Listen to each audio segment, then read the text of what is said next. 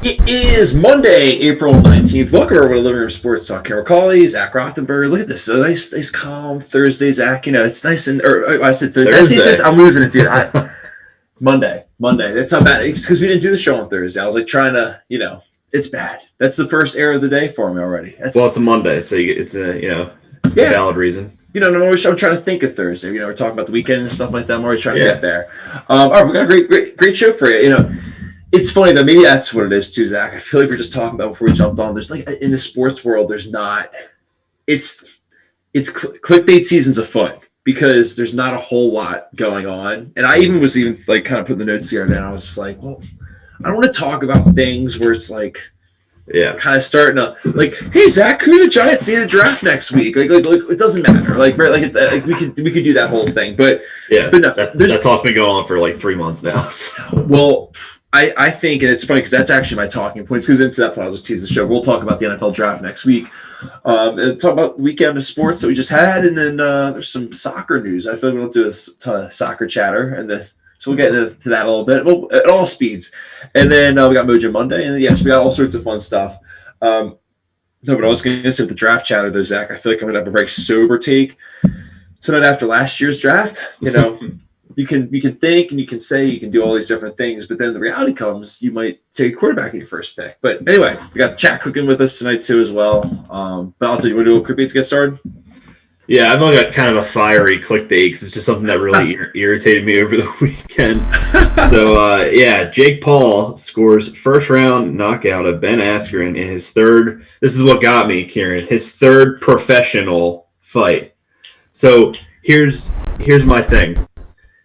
Clearly, this is all just a celebrity publicity nonsense stunt. I mean, I don't know how anyone could call him a professional boxer just because he beat a basketball player, Nate Robinson, who's 36 and clearly out of his prime. A previous, an old-timer MMA fighter, Ben Askren, again, also 36 years old. Jake Paul's 24, by the way. Clearly out of his prime, and Ben Askren was a good MMA fighter, but he only had 6 knockouts out of his 19 MMA wins. He was more of a submission and decision, technical type of guy. So I don't know. I just get irritated how everyone's blowing him up that he's a professional fighter and he's so good at this and that. And it's all a hype show, and put him in the ring against a legit boxer and see what happens.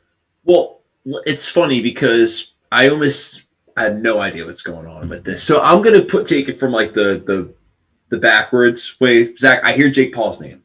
I know, correct me if I'm wrong, he's brothers with that idiot YouTuber that was like running around the suicide forest in Japan and like had that whole controversy a couple years ago. Yeah. Mm-hmm. Okay. So it's his brother? Yeah, it's his brother. And you say he's 24. He's 24, yeah. So what's his story? So it's his third fight. Like you had said to me, like, oh, like it's the brother of the YouTuber. I'd be like, oh, is that the guy who's the fighter? Is he a fighter? What is he? I honestly don't know much about him. I think he does YouTube as well, but I guess he might have like boxed a little bit growing up. But like everyone's blowing it up like out of proportion that he's this really good fighter when he's beating guys who aren't even boxers or are clearly like out of their athletic prime. He's not actually getting like real fights though, right? He's getting money. I mean, they're calling him a professional, which I don't understand how. I don't know what he's affiliated with. Obviously, he's winning money out of all these nonsense fights, and it's just, I don't know. I don't really like it. I don't think it's really that good for the sport of boxing either. I was about to say, but is it kind of like, this is a really poor analogy, but it kind of reminds me like the XFL, where it's like, oh, like back when there's no fair catches, like there's hitting after the play, like all that kind of stuff, where it was just like, you're just exploiting. Actually, it seems like the best parts of like a said sport, like the physical, like, but it's like it's the opposite. It's like it's got the cachet in boxing, but it's just not. There's no actual. It just seems like it's a bunch of like celebrity boxing matches, right? Which just don't have any weight, but like people, for some reason with this guy, they're blowing him out. But it's pay-per-views. People will pay for like that whole thing. Yeah, exactly. Yeah, and you pay for a fight that lasts a minute and a half, so it's really worth it. Well, it's funny if it makes you feel better. I saw the writer for that, Michael Rothstein, used to be the beat writer for the Lions. So I kind of chuckled because I'm just like, that would be so ESPN. Just put. I mean, I think he's the beat writer for the Falcons now, so it's just also like, wait, I could be wrong. I don't know his journalism career, so maybe he's covered boxing in the past. But just from an outside perspective, that just made me puzzle me a little bit. But I'll tell you, it's funny, Zach. To that point, I swear we did not plan this. I'll just go for some Lions literature, if you will. So, granted, this was not written by Michael in Sports Illustrated, but round table in the NFC North. It's Jared Goff, The best QB in the NFC North. I mean, at some point, yeah. I mean, how's that person have a job? Like when you write that, how do you have a job? You could argue that Kirk Cousins is even better than him, let alone obviously Aaron Rodgers. You could argue Danny Dalton's better than him. I mean, I'm not saying he is, but I mean, you could. I'm sure there's stats that you could argue it. Level up, yeah. I wouldn't die on that hill, but if you wanted to argue, you could. Yeah. No, I mean, so it's funny because I almost wrapped this into a general talking point I wanted to do for the show tonight. We didn't really talk about this a whole lot before the show, but and I mean this. I'm not trying to be funny and honest to God. We're in this boat too, but at the same point, this also isn't our profession. We're just having fun doing this. Can you pick an industry where you can be less accurate than sports journalism and keep your job? Seriously, I like this. Yeah, a little on the fly. I have one. I actually have two. I wrote three now. I had three. I have 3 or 4 as well. So okay, so I'll say you want to throw. I feel like there's an obvious one. I think so. Is this the low hanging fruit one? Yeah. Oh yeah. What do you got?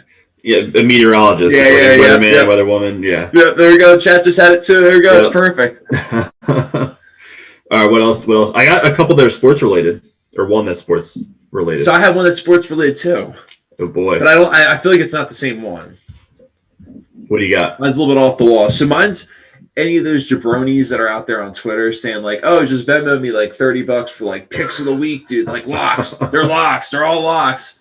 Yeah, they're locks. Yeah. Like, that easy. Yeah, exactly. So I feel like anyone that does there's like sports betting pick sites is, I mean, like because really, you already made your money. So what difference does it make? You're just because people like if someone pays for picks, I feel like they're like normally just gonna keep paying until because like, oh well, the guy had a bad week, but I'll pay him again. It's like but anyway, I don't know. That's mine. Yeah, no, I like that. So one of mine was gonna be kickers in the NFL. I feel like that's an interesting one, and I feel like I go back and forth, but I think that it is one that you can still keep your job even if you're bad. Like how many times have we seen kickers that are horrible? They turn into a free agent, and then it's like, all right, someone's kicker's hurt, then okay, he gets another shot. He's back on this team. He's got a job again. Oh, he had a good second half of the season. Let's sign him next year. Then he's bad. It's like Chris Boswell. I was fascinated. Ryan Suckup. Ryan Suckup. Exactly. Like I feel like there's always these stragglers that hang around that are kickers in the NFL that they might float around from team to team, but they always end up having a job somehow. It's like I don't know how. Graham Gano. Yeah. I mean, he's with us. I like Graham Gano. Oh yeah, my bad. I feel like Kairos Santos is probably in there. Yeah, well, how about like Steven Gostkowski? Like, remember he kind of fell off and he landed a job with the Titans, and it was him. Like Adam Vinatieri, same thing. He was good, fell off, good, like hot and cold. He still had a job. Right, and even like a guy like Sam Ficken, like not them. I mean, it's like one of those guys where it's just like if you said, well, where they like established themselves, I'm like, I don't really know, but I feel like they played for everybody. Cody Parkey. Yeah, Cody Parkey. Yeah, exactly. Yeah, I'm sure the list can go on and on. Like that is a good one. I like that. Sebastian Janikowski fell off the last several years of his career, but he saw a job because of his name. Yeah. I don't know. And you know someone that's starting to fit that bill, by the way, Hauschka. Yes, that's a good one. And Dan Bailey, that's another one. Yeah, it's another good one. Yeah. Well, they're all out there, really, when you think about it. They're all out there. Yeah, Elliott's got to get on that list. I've never seen a guy hit more like 45 plus yard field goals, but then struggle inside 35. I know. Yeah. I don't know. Matt Bryant. Yeah. He's hopped around. I mean, we could sit here. I mean, I'm trying to think of some more like Fairbairn, Kaimi Fairbairn. Oh yeah, that's a fun one. Yeah. There's a lot of them, man. I'm telling you, kickers in the NFL. Like all respect to them, it's a tough job. Yeah. Yeah, absolutely. I feel like regardless of how good you are, you can still. I don't know. But another one I had was taxi drivers or Uber drivers. You could be a really good one. You'd be a horrible Uber driver, but like when you're the only one that's out there at 3 a.m. picking up the college kids from the bar, you're still gonna get them. Wow, that's another good one. And taxi drivers can be horrible, but they'll just charge you more. They'll just drive you around the long routes in the city, so they make more money. So, Zach, kids these days they won't know, but I remember I used to when I went to Town Pool, we'd have to take cabs for wherever we were going.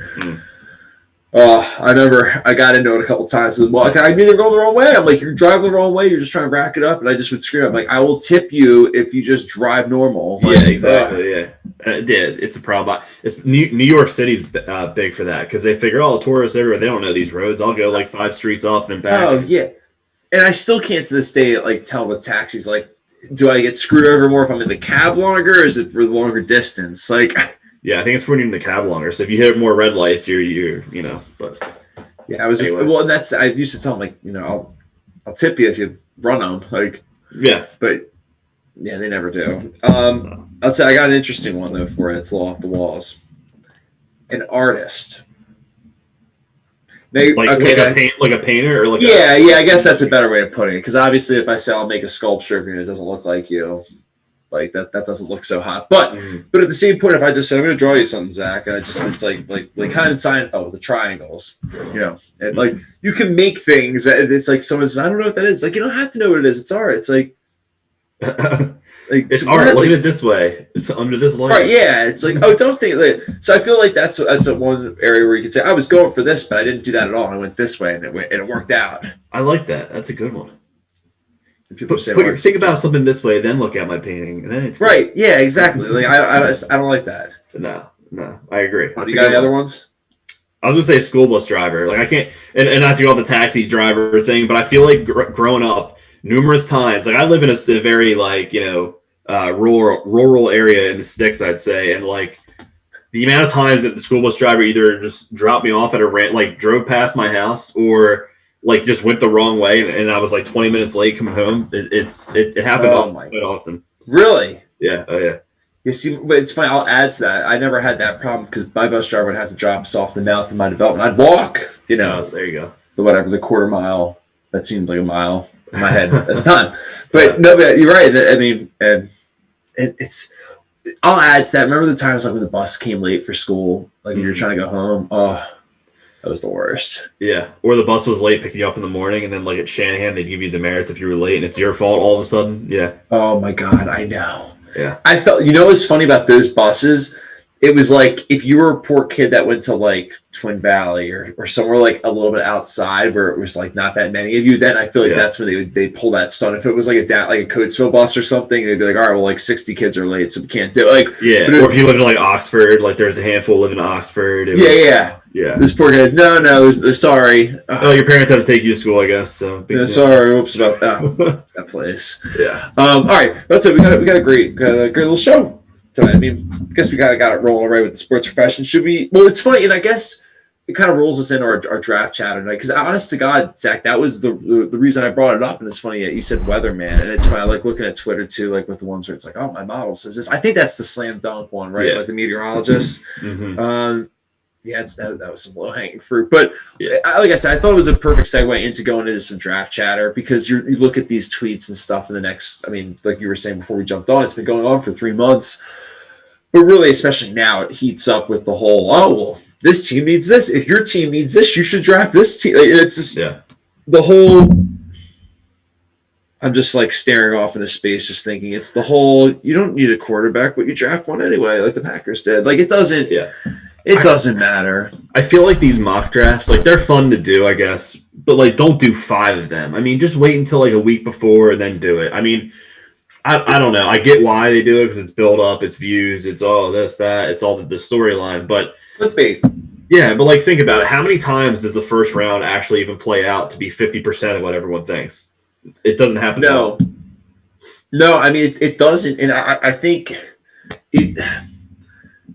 There's 2 layers to this too, right? It's not just us like whatever they predict people to like, you know, draft this person, that person. That's usually always wrong. On top of that, dude, think of how many people. It's funny. I feel bad actually using this because this is not me trying to like troll Eagles fans and be like, but I mean, no, truly, I remember it's my first or second year when Chip Kelly's thing was cooking down, you know, in Philly and stuff, and Jordan Matthews was putting up some numbers his first and second year for the Eagles. You remember him as a wide receiver for them, and I remember Devontae Adams was struggling his rookie year, and I remember watching Jordan Matthews have a year. I'm thinking, damn it, I just wish we'd drafted this kid from Vanderbilt instead. He's so much better. It's like, do I say that now? Absolutely not. So, and that's not me just saying, see guys, but my point is, I'll almost spin it another way around. Everyone's talking about Justin. Like if I said to you, like name a guy in last year's draft that you would take right away and probably make an impact on your team. Everyone would probably see Justin Jefferson, right? Because he put up Randy Moss type numbers his rookie year.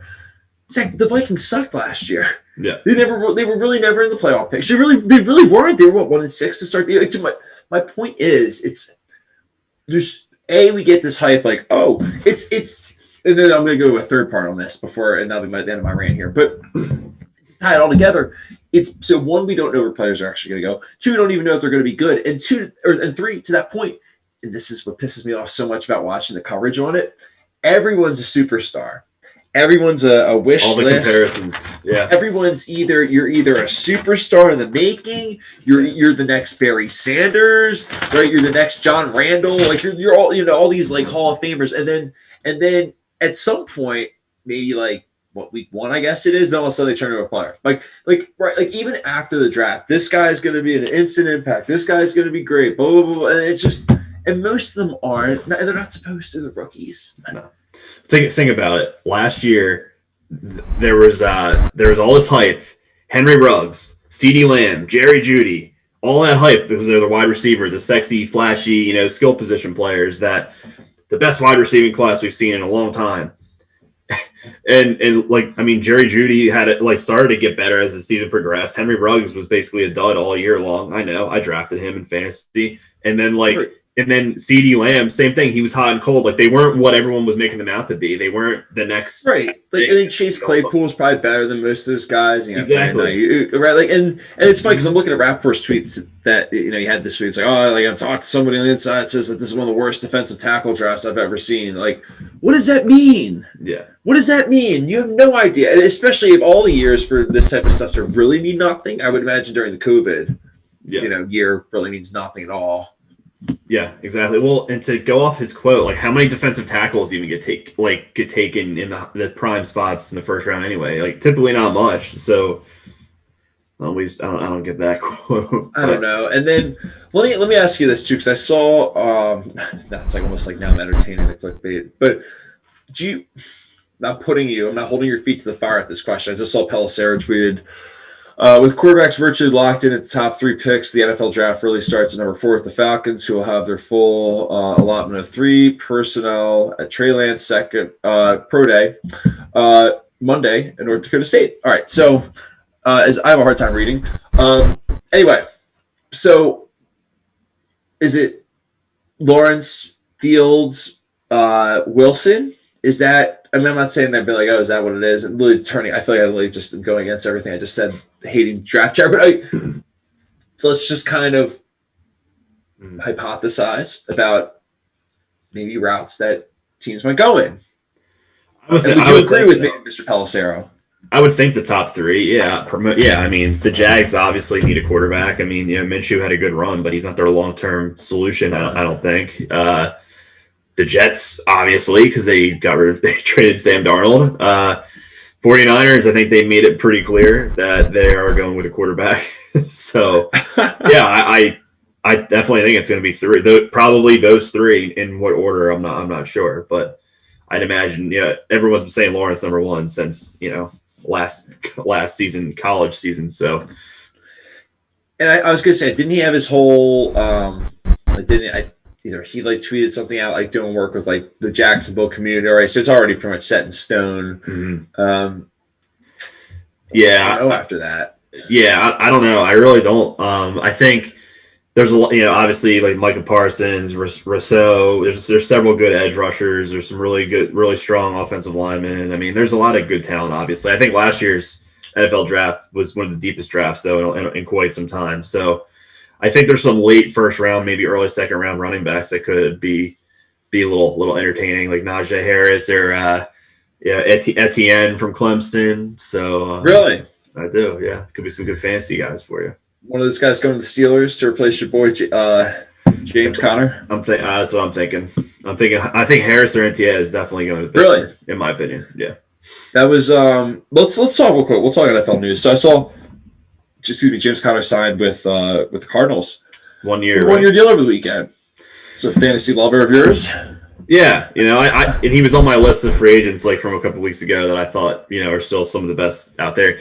James Conner, I think he gets banged up a little easy, but I think he's a great third down running back. I think if you put him in like a Mark Ingram type of role, like how Mark Ingram has been in the last several years, like where he's mainly in your third down, your goal line guy. I think that's where you have him, and I think he's got good pass catching ability. So you put him in those situations, where you want to do like a screen pass, whatever.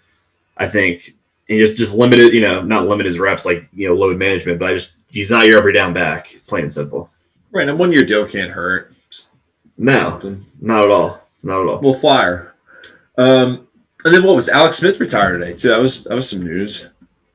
Yeah, I'm waiting for the Hall of Fame chatter to come up though, which I haven't seen. Thank God. No. I just think we're in a generation right now where everyone is giving people way too much credit. Love Alex Smith, but everyone's like, "Oh, he did this. He's a Hall of Famer." Like, is he really though? No. Like Julian Edelman, like that whole spiel. I was about to say, there's some meat left on that bone if you want to take it. The Julian Edelman. The door's open. Yeah, if you want to. Hey, we didn't do a show last week or on Thursday, so feel free if you want to chime in. I think that was asinine that people think that he's a Hall of Famer. I'm looking through our chats, our texts to see if I can pull up the stats that I threw at you the other day. Oh, I know they're phenomenal. I'll look at the chat real quick while you're doing that.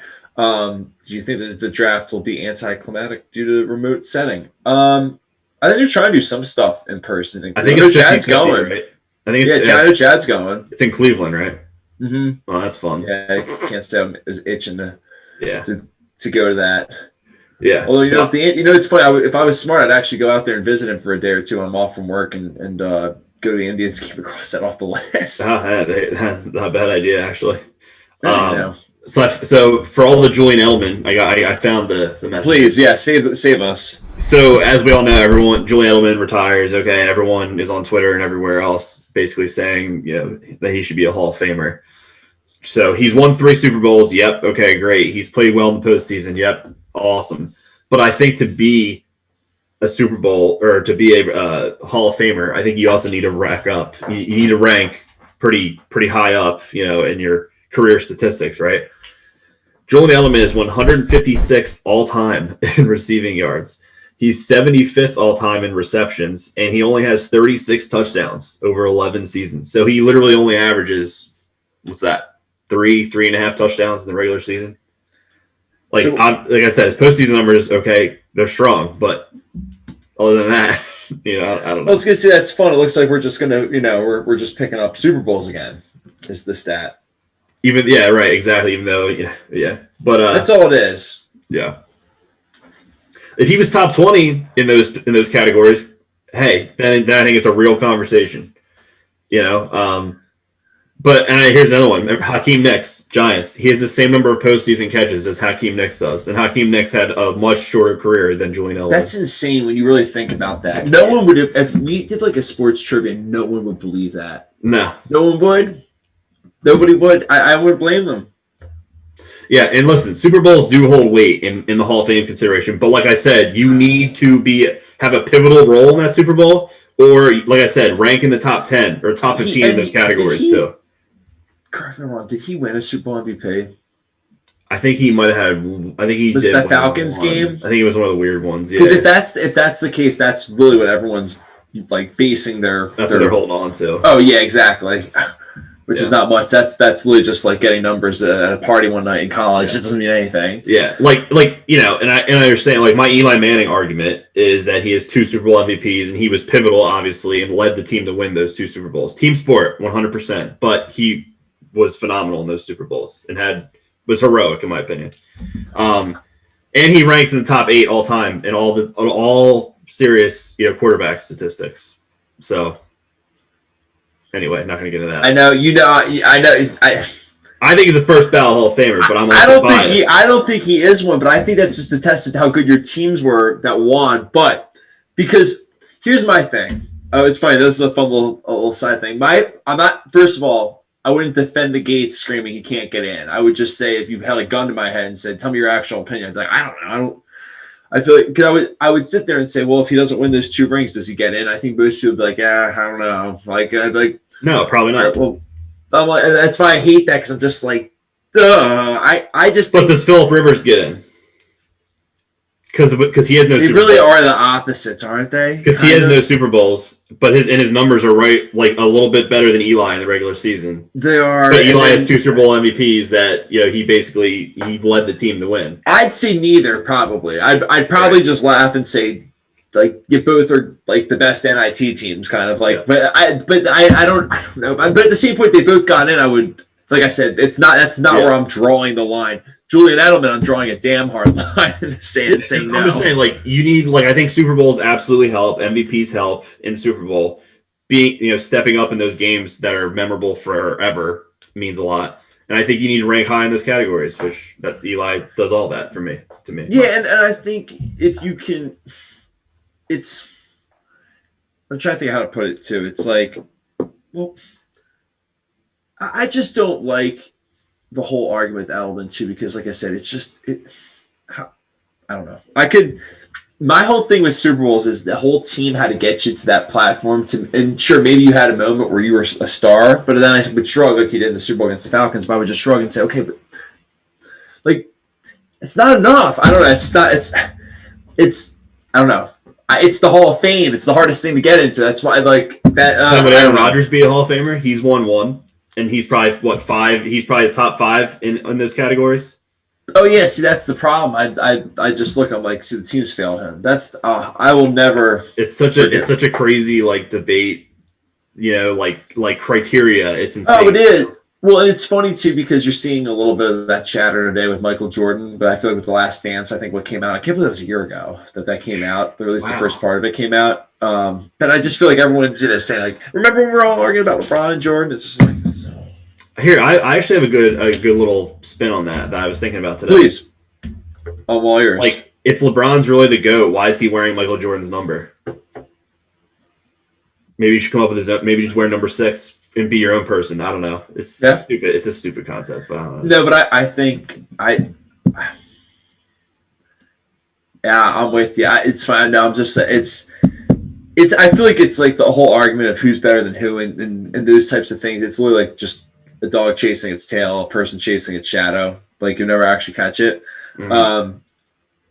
And I think that's. I don't think there's a debate between Jordan and LeBron, but I think that's the thing. And I think social media. It's funny because that's actually I think what generally gets me to my point is with like someone like Julian Edelman. Some of the pitfalls. I mean, there's lots of downfalls of social media, but that's like another one, right? Where you have people saying, "Oh, is Edelman a Hall of Famer or Alex Smith a Hall of Famer?" And it's funny. I'll just kind of make this a Long Island cocktail of thoughts with the Alex Smith Hall of Famer thing. Can we just accept that he's probably somewhere between?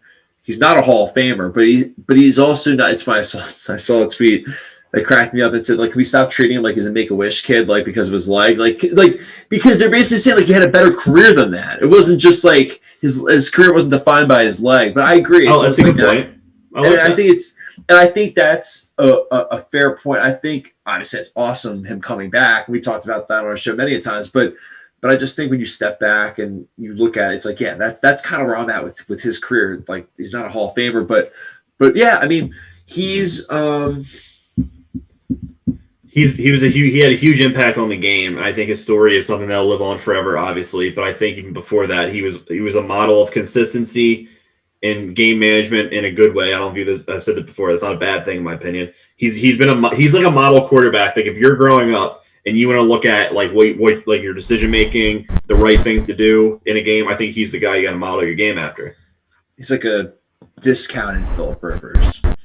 Yeah, like, hey, can I just drop it a package? It's like, yeah, sure, you want to pay less? It's like, yeah, like, all right, we'll do the Alex Smith package. Like, now, yeah, I kind of like that. I have a fun little question for you. I blindfold you. I do like the shock therapy, not really shock therapy, but that whole thing with like I say a name, you say the first thing that comes to your head. Which team do you think of first when you hear Alex Smith? 49ers. Really? Yeah. What about That's you? actually what I think too. I mean, that's kind of crazy. Yeah. Like I honestly think 49ers and then Chiefs before I think of Washington. Yeah, I guess that's actually a good point. I think Mahomes winning, because here's the thing with him. I mean, Kansas City. I think the majority of them would probably look at him, probably how I feel about Claude Giroux and Flyers uniform, where it's just like it was great. You got us kind of to the playoffs, but then after that it was nothing. But that's kind of I think that's for the Chiefs fans. I think they all appreciate that. They were going through Tyler Thigpens and all those guys, right? I mean JP Lostman and the rest of those guys, like. So they needed I mean, between you're right. Actually, that's a great. Basically, for Trent Green to hand, that was the most reliable quarterback they had. And obviously now they have Mahomes, but you obviously heard what he had to say about Alex Smith and how much that he had an influence on his career and stuff like that. So yeah, no, I mean it's great career, and yeah, this is where we're at. Where we're talking about Alex Smith for 15 minutes on the show because this is springtime football chatters. Well, I gotta ask. So, how are you? For going back to the draft, Packers. Like, do you think your Packers have like an immediate need that they need a draft, or is it kind of like with me as a Giants fan? Like right now, I honestly am just like an open book to who we draft. Like I'm fine either way, honestly, with what position we go with, unless it's like a quarterback or another running back or something crazy. But how are you feeling with your Packers going into the draft? See, I'm at a point. Well, you can't shake me any harder than you shook me last year if I'm talking to the Packers. I'm just true. Like, because Zach, I'll never forget. I took a deep breath as like the Green Bay Packers. I was like Patrick and like literally they. Oh my god! I don't usually do that. So like the fact that I was like basically like I'll say it for us all. Yeah. Like and then that happened. It was like I had the Macaulay Culkin like Home Alone look on my face. But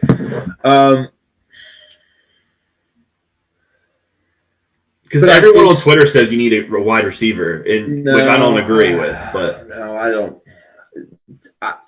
I hate saying this, but I feel like everyone's got to say best available. Best available. You have to go best available because I love the quote, you sign for need, you draft for the future. And I think there's a lot of validity to that. That's also why as much as I want to just kind of gag thinking about the Jordan Love pick right now, I'm just like, okay, but you know what? They're right. It wasn't a horrible pick. What happens if Rodgers gets hurt next year? This kid plays well. I mean, you never know. Right? Like, and honestly, if he worst case scenario, he's good and he sits on the bench. Like, worst case scenario, he sucks and he sits on the bench. Like, right? Like, so, it doesn't really. I don't know. So to wrap it back to this year's draft, I think A.J. Dillon was actually another. Oh, actually, I think it was another good example. I was like, they got two running backs. They got Jamal Williams and Aaron Jones. What are you doing? Ahead. Yep. Yeah, you were like, and that's what you said. You said they're thinking of the long game.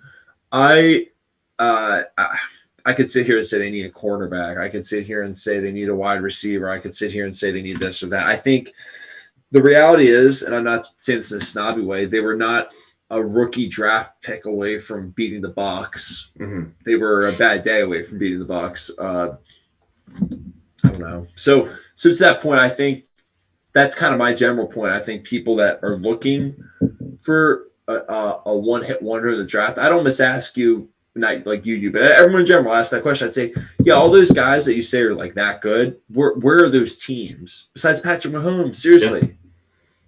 No, you're exactly right. So I like the thing you said about you draft for future, sign for need, right? Because and I had the same feeling you did last year when we took Daniel Jones at 6 overall because I thought he was going to be there at 18 for us, and I was like the Giants like Josh Allen, the defensive Daniel, I was shocked, but at the same point, when you think about it, it's a good way to look at it. Like the defensive end, like we've talked about before, they might not have that longevity of production in the NFL where it could. So we'll see what happens. Would you rather have Daniel Jones than Josh Allen right now? Well, the pass rusher Josh Allen. Yeah, looking back, I'm okay with it right now. Just because of the state of our defense with Patrick Graham as a defensive coordinator at this point in time. At that point in time, when he wasn't with us and we didn't have Judd, we were still under the Shermer reign, if you want to call it that. Regime. Yeah, I was definitely upset then, but looking back, I think it was probably the right move. Well, and I'll tell you one other little note I saw in the old football circuits of Twitter today was what the Bengals. I hate these new uniform drops that these. Dude, they're like the same thing they already have. I know that same thing as last year. Every year. Yeah. Are the Falcons going to do it again tomorrow? Like the Bucs, and then the Chargers after that with their baby blue, and now they're a little darker blue, and then they're lighter blue. If you're gonna do something cool, like just make all 32 teams be like retro, like be from like the 80s or something. Like do all of them that way. I don't know. This whole hybrid like new wave thing is It's not me. I don't like it. I hate it. And it's funny. Have you noticed that it's always the same few teams that do it that suck?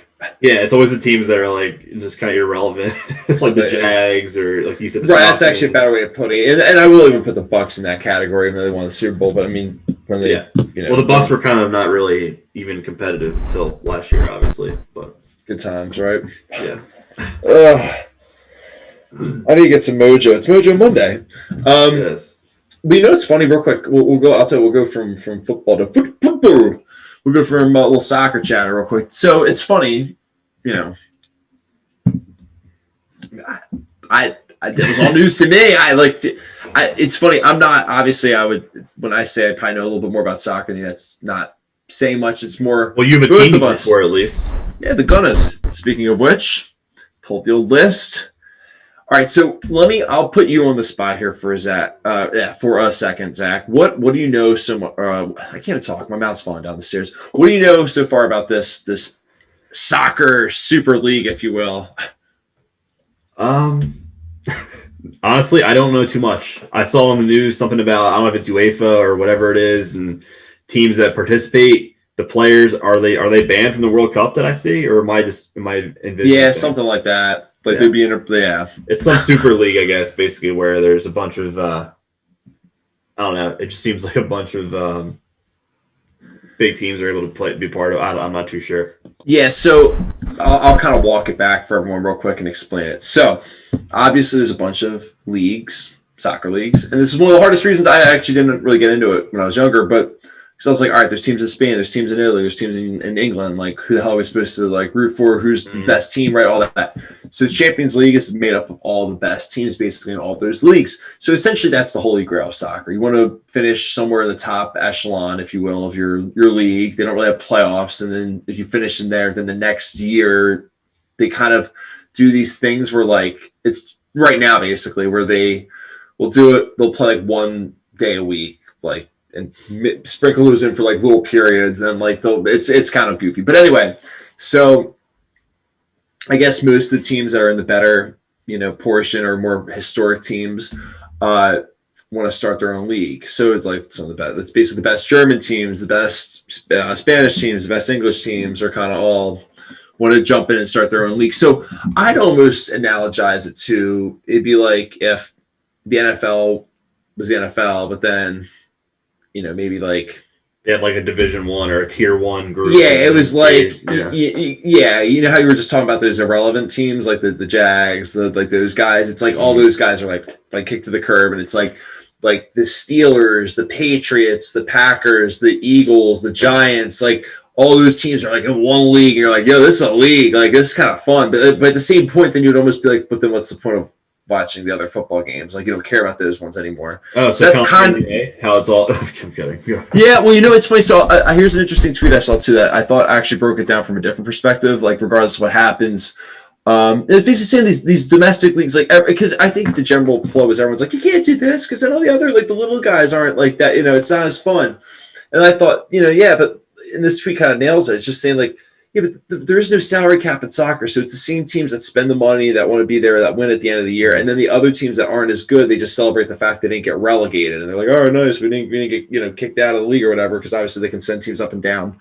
But yeah, so that's my whole thing on it. I don't know. I don't really have a take on it, but that's like saying you want to see your team, Eastern Carolina, get blown out by Alabama in football every year. It's come on, So well, that's. To me, that's the only thing I don't like about it. It just seems like you're it would almost be okay, we'll take Alabama, LSU, and then we'll take Ohio State, we'll take Clemson, we'll make our own conference. It'd be yeah, it's gonna be the greatest conference you watch all year long, but then once it's over, it's no, nothing else matters. I don't care what's the American. Yeah, so I think that's kind of my general more flavor for it. But yeah, I don't know. So we'll see. It's funny. I was actually thinking, I wonder how much we can actually talk about with this. Although I did find it so funny. So, I forgot to load this tweet up. So I saw Big Cat on Barstool, a really funny tweet. And you were saying how that's part of it. So right now, the way, I guess, international soccer set up is if teams join this new league, and they'd be banned for playing the World Cup and stuff like that. The players would be, if they play on those teams. And I saw Big Cat tweeted that he was saying it's like, see U.S. men's playing the long game with this, like having like no good like real men's soccer players. So like by the time like if all those guys all get banned for playing this, only we have a shot. I was like, that's pretty good. I did see that. I think did you retweet that or something? Yeah, that was pretty good. Yeah. But yeah, so I mean, we'll see how that shakes out. But yeah, it's fine. I'm like looking, Zach. It's the bottom of the barrel of sports chatter tonight, my friend. Yeah. But I'll tell you, should we do? I mean, we can always do a little bit of a shorter show. Now, you want to do Mojo Monday? We got that or the sports collapse topic. Oh right, I'm an idiot. Jeez, that's the one talking point I forgot to write down in my notes. Right. So it's funny. I forgot it because you're right. The Titanic, what sank? It's like, geez. It's funny. I was thinking, not funny at all, but I was thinking about you watch The Office. Yeah, I've seen it 10 times from start to finish. Yeah. So the one, I forget the episode, but Michael's talking about how like stand-up comedy, and he's saying like the Lincoln assassination like just became funny like recently. Yeah. They say like there's some things you can go there and some things you can't. And it's funny because was it AIDS? Is that the one he was saying is like not funny right now or something like that? I think it might have been. Yeah. I think it was a fun run night or whatever. Yeah, something like that. So. Yeah. So I know, right. So he's saying like, well, that whole thing. So I was like, kind of when I was writing this out, I was like, well, we're kind of almost making a dark joke about the Titanic sinking. But then I'm like, it's been 100 years. I think we can make fun of it. Like, not only that, but you know what I mean? Like, yeah. So I saw the Titanic sank last week. Well, not last week, but the anniversary was last week. Yeah, 100 years plus a few more weeks. But anyway, yeah. So I guess what was it? The 15th, and then was it? Alexa, when did the Titanic sink?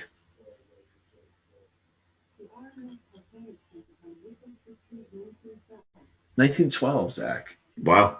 Yeah. So 109 years ago. Wow, there you go. Very good math. So to that point, we started thinking, well, what's one of the worst collapses in sports? Yeah. Yeah. I don't think anyone expected the Titanic to collapse on in the ocean. All right, but yeah, I don't know. I was fascinated by the exhibit at the Franklin Institute. Of course, I got sick right before we could tour in 7th grade, but nonetheless, maybe I have more Titanic tidbits for you if I had one on that. But anyway, sports collapses, Zach. What would you say is one of the worst ones you've seen?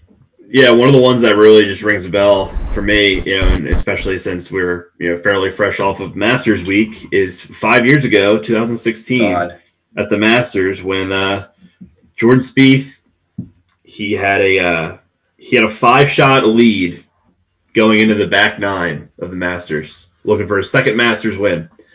He bogeyed the 10th, bogeyed the 11th, then he quadruple bogeyed the par 3 12th, the one with the water. The water, right? Yeah. The water. I remember watching, and he hit his first shot in the water, and then he did the drop and hit that one in the water, and then did he hit a third one? So his first, he hit 3.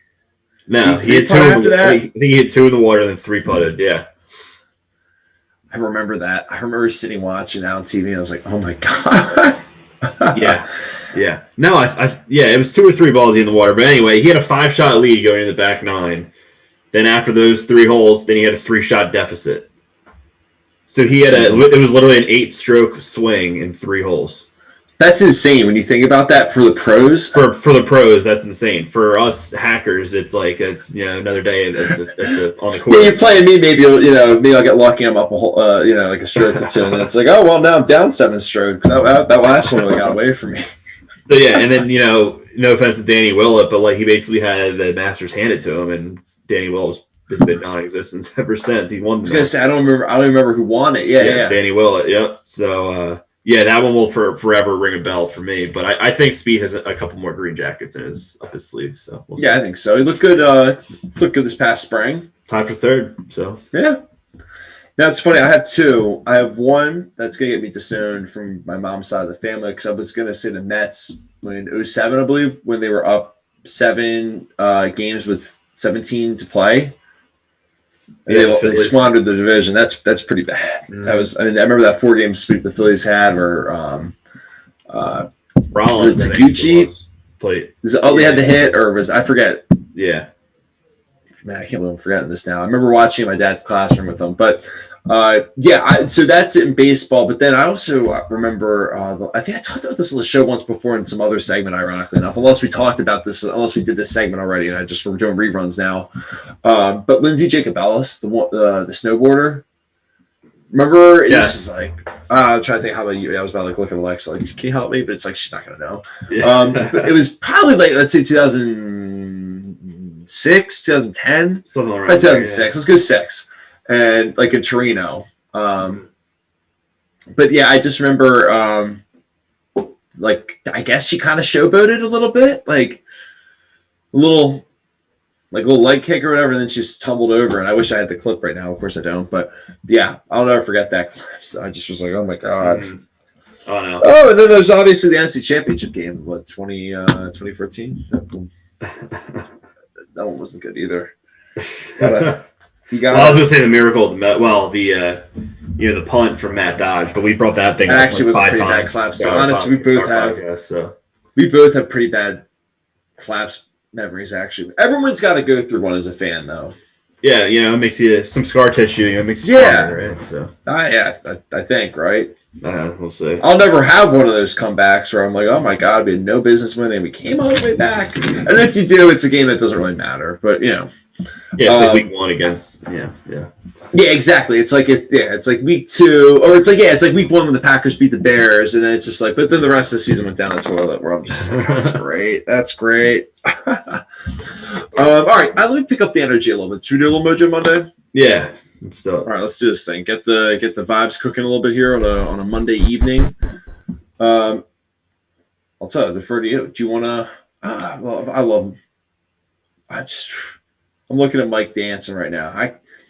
I wish I could dance like that, Zach. I really do. Because I get the opposite of that is me. All right, but at that point, let's a little Mojo Monday. Yeah, let's do it. So I don't really dive into NBA talk too often, but I will say that I'm proud of the Knicks for having an organically built team. I'll say, obviously, besides free agency, no big all stars, I should say. No one's flopped. Right, no, it's a group.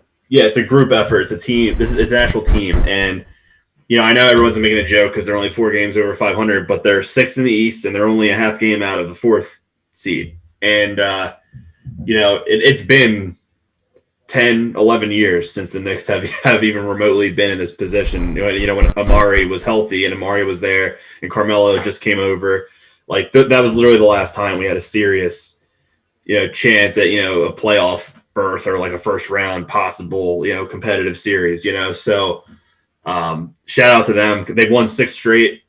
Julius Randle is just a double machine at this point in time. And I mean, everyone's picking it up. You got RJ Barrett, even Nerlens Noel is starting to show flashes every now and then. Oh yeah, Nerlens.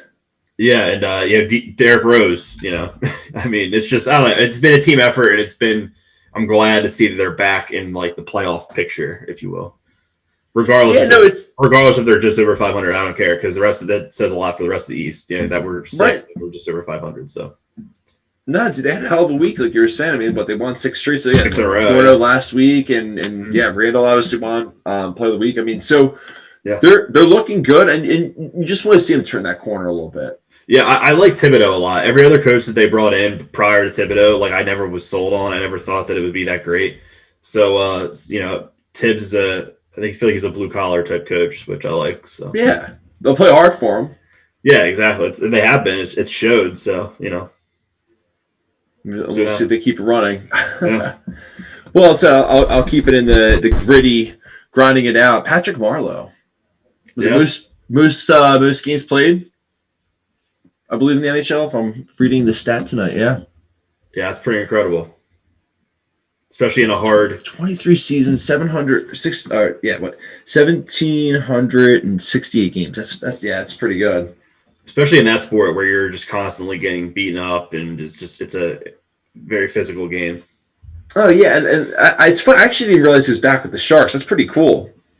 Yeah. Mm-hmm. And it's funny, I saw Vince Scully got a ring, and Oscar Lindbaum and all that stuff with the Flyers last night. There's my little honorable mention too. There's a lot of mojo to be had. I love how like some weekends we don't have a ton to pick from, but then in a weekend where there wasn't a ton of sports action going on, we have this, which is pretty cool. So yeah. Hey, Stuart Sink, turned back the clock and he won the RBC Heritage, I believe it was. Yeah. With his son caddying for him. So that's pretty cool. Oh, was it his son? Yep. Mm-hmm. That's pretty cool. Yeah. And then I feel like there's something else that happened this weekend. I can't think of what it was. Well, Bryce Harper hit a ball in New Jersey. That was pretty wild. Yeah. That was a moonshot. Did you see that thing? Whew. Yeah. Oh, yeah. God. How's the fantasy baseball team doing, by the way? I don't know. Actually, that's a great question. I need to really give that a look right now because I didn't set my lineup very well last week. No. So I got my ass kicked, I think. But I'm sitting in 4th place, so I guess that's good. I'm in the upper half. I think I'm 5th or 6th, something like that. But are you the Mound Dogs? Okay, yeah, you're in the 6th spot. Did we play each other this week? Nah. We each got one of the Murphy brothers. Oh, there we go. There we go. So we got to take care of business. Let's go. We can do this. Yeah, but shoot, what was the other thing I was going to say? I feel like is there anything else going on in sports right now? It's almost like scramble because you know what the funny thing is. I was also thinking about the Sierra Day Zach too. It's like we're at a point where it's like you're kind of looking around where it's like everything doesn't feel like because I'm like the Masters. I'm like yes, but that was also November. Like NHL playoffs for like August. Like it's everything's a little bit like I'm like did we just have this? You know what I mean? Like it's but not in a bad way. It just kind of feels weird. Yeah, no, it does. It's like it's just something we're not used to. The whole sports schedule, getting back to normal, bit refresh off of the end of last season feels like so.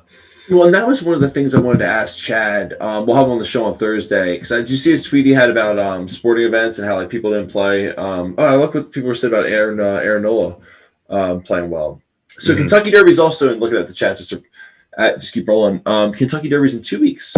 That'd be fun. There we go. That'd be fun. Some ponies. We gotta get Nick on the show and talk about that. I got my Woodford Reserve. I'm staring at it over here. So we got. Do you always break it out for the Derby? No, I don't. I forget who gave it to it, but it's over there, so we're ready to go. Oh, there we go. We should do like a Kentucky Derby watch party of like the draft. I always love it because usually the draft's like right around there too. Yeah, that's a good point. So we got some exciting stuff coming up. Yeah. It's all shaping up, and yeah, Aaron Nola pitched out of his mind this weekend. He really did. That was another good Mojo Monday from the chat. But I saw Chad's tweet too. I was saying there, I guess he was like wondering why people aren't going to sporting events. I'm like, the Flyers suck. So that's where I'm at. So I wanted to ask him. People are probably reluctant still, with everything going on. So. Yeah, I think so. So I want to talk to him about that on Thursday and get his brains down to the Phillies game right now. But yeah, no, this was fun. Like I said, it's funny how I feel it's like our off season. I love how like when we're watching TV, we're like, why are these people not on TV? Even if it's the off season, they still got a job to do. And then now I'm just like, what's there to talk about? Yeah, right. But, we'll have some fun stuff. We'll do like some trivia or something. That'd be kind of fun. Get on the show. There we go. We'll quiz mix it up. Sports quiz. We'll do some fun stuff in the summertime. But yeah, to that point, let's I'll throw up all the graphics for everyone that want to check us out. So if you want to check us out on Spotify and iTunes for all the audio episodes, you can check out all those right there. There you go. There's the picture and the link. And then on social media, check us out Instagram, Twitter, and Reddit at _GetSidetrack, and visit the website www.get-sidetrack.com. And if you want to watch some video episodes, Twitch and YouTube are the best spots for that. So you can check us out, follow and subscribe on Twitch. The heart to the left is to follow, subscribes to the right, and if you want to go on YouTube and subscribe, it's completely free. So check us out on the YouTube channel as well. And then if you're really feeling all the Sidetrack love, you can always go to our store, and we got all sorts of cool gear there as well. And it's summertime's coming around. We get a golf polo. Yeah, why not? Yeah. We gotta play soon. By the way, we were talking about that before the show. You gotta watch me just keep drawing the ball right in the woods. My league starts on Wednesday, so I gotta. Oh, the Honeybrook one. Yeah, the Honeybrook League. Yeah, that'd be fun. That'd be fun. Yeah, I'm excited. Let's see what happens. We'll have to almost do like an update that on Thursdays or something. How did Zach play or something? Oh boy, stay tuned. Oh, happy birthday shout out! Yeah, to Maddie, who's one of our. I don't know if I have the picture of her in the Sidetrack onesie still. I don't know if I have the picture still, but if, do I? Let me see if I do. I don't. Damn it. I don't. But I thought if I did, that would have been great. But you know what? There's more production to grow for us. Yeah. But definitely happy birthday to her. So yeah, this is awesome though. So we'll be back on the air Thursday at 7 o'clock. Per usual, we'll have Chatty Boy on. And yeah, we'll kind of we need like a Marlins Phillies series to spice up the show. Just kind of get a little something in the just to get excited about. Yeah. But they play each other soon, I'm sure, right? Yeah, we should do a show. They do it so they do a Tuesday, Wednesday, Thursday series. So we could always do either go like Tuesday or Wednesday and then do the show on Thursday and talk about it. Oh, there you go. Perfect. Yeah, we'll have some fun with it. Perfect.